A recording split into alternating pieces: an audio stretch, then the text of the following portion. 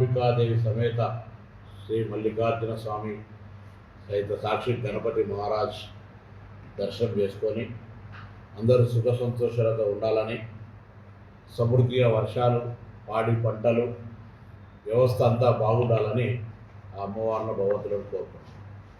ఈ సందర్భంలో శ్రీశైలానికి వచ్చేటువంటి భక్తులు,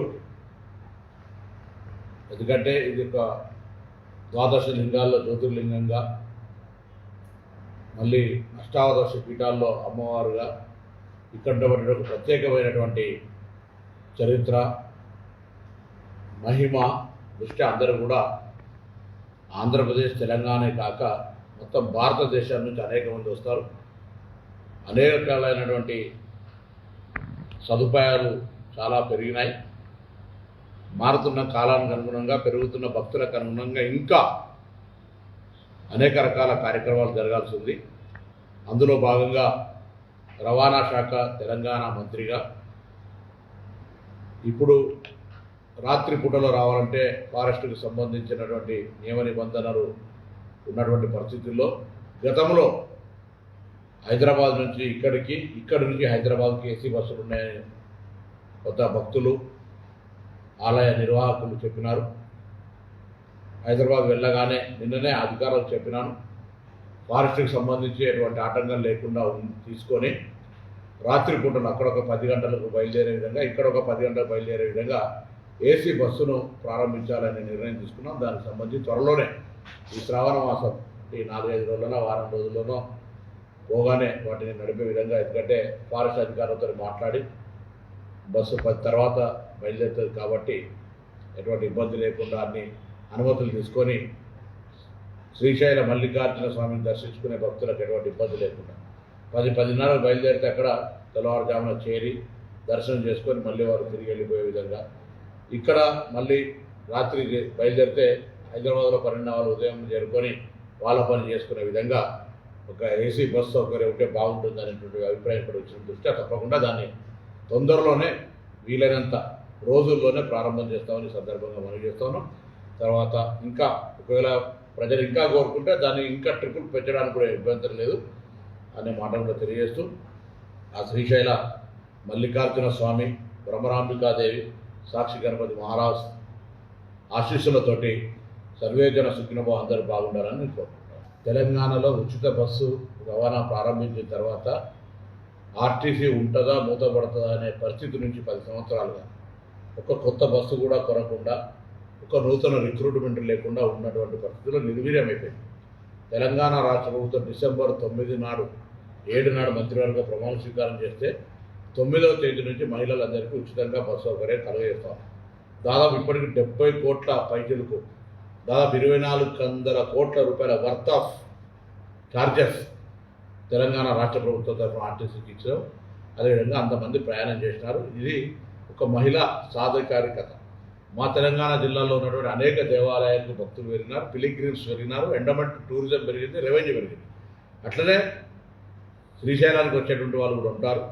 కానీ సరే, ఆ బస్సులకు ఛార్జ్ చేసినా ఇక్కడ కూడా వచ్చే వాళ్ళు ఉంటారు కాబట్టి తప్పకుండా మీరు అన్నట్టుగా ముందు ఒక ప్రయోగాత్మకంగా ఒకటి ఇక్కడ నుండి ఒకటి అక్కడ నుండి ప్రారంభం చేస్తాం. ఇంకా అవసరం ఉంటే వేస్తాం. అట్లనే తెలంగాణలో కూడా ప్రతి జిల్లా కేంద్రానికి హైదరాబాద్కు ఒక ఏసీ బస్సు, ప్రతి మండల కేంద్రం నుంచి జిల్లా కేంద్రానికి బస్సు. ఒకవేళ డిమాండ్ ఉంటే మండల కేంద్రం నుంచి నేరుగా హైదరాబాద్ కూడా, ఒకవేళ కొన్ని మండలాలు అక్కడ నుంచి చాలా విద్యార్థులు కావచ్చు లేదా ఇతరత్ర ఉంటారు.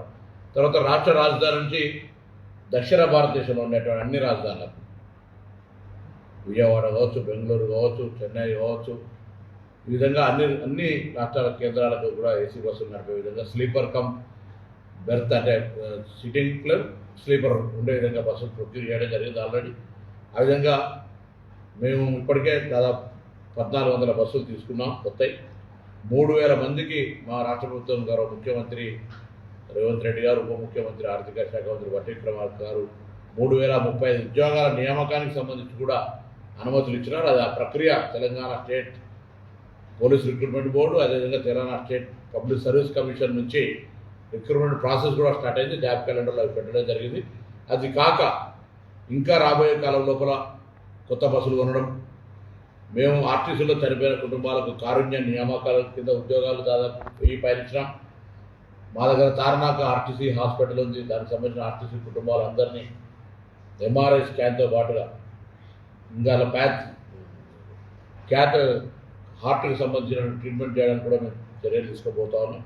ఈ విధంగా ఆర్టీసీ కార్మికులకు సంబంధించినటువంటి 2013 నుంచి ఉన్న పెండింగ్ బాండ్స్ 280 కోట్ల రూపాయలు ఇచ్చినాం.